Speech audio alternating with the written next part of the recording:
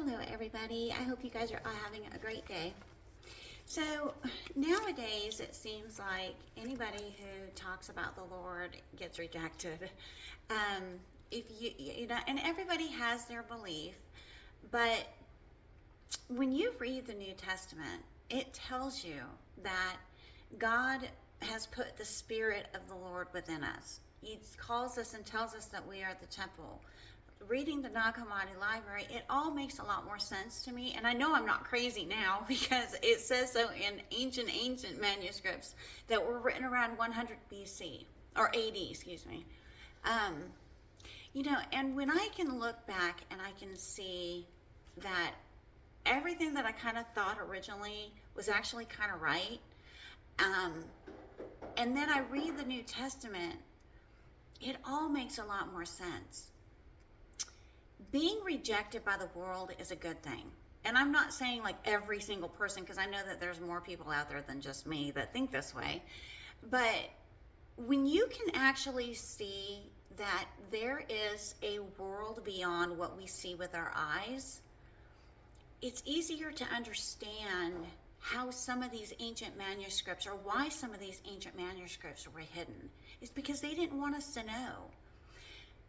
I've been in hermit mode for a while, and I have friends, and I do things, don't get me wrong. I'm not like completely isolated. I was for a little while. Well, I've never really been completely isolated, excuse me, but I don't hang out with a lot of people, because when I go out with a lot of people, one of two things happen. Either one, I have to put on a mask and pretend that I'm not somebody who I really am, or two, I pick up on their energy, and I don't like their energy.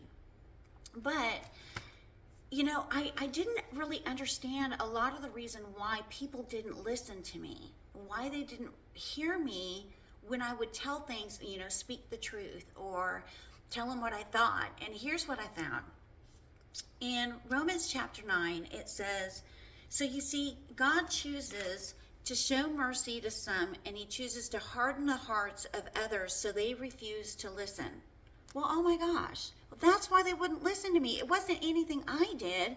It's what God did to them.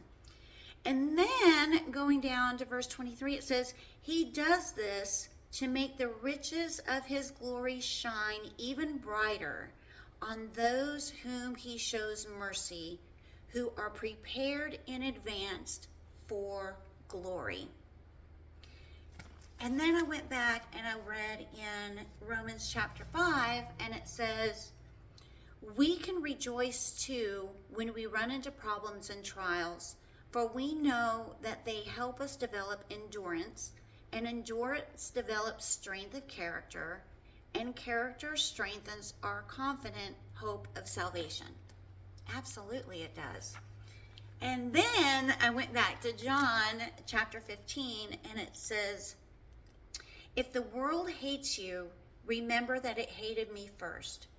The world would love you as one of its own if you belonged to it, but you are no longer part of this world. I chose you to come out of the world, so it hates you. And I'm getting goosebumps all over my body.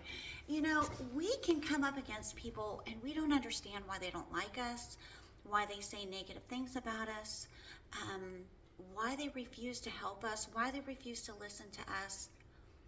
And the bottom line is, it's because we're chosen and they don't like it. They see a light within us that God has put in us. And we're supposed to be the example. Now, God can show mercy to whomever he wants. Anybody who wants to turn their eyes to God, he will show them mercy. But a lot of people won't. A lot of people have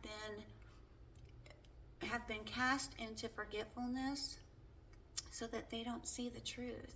They don't see beyond the veil that's right there.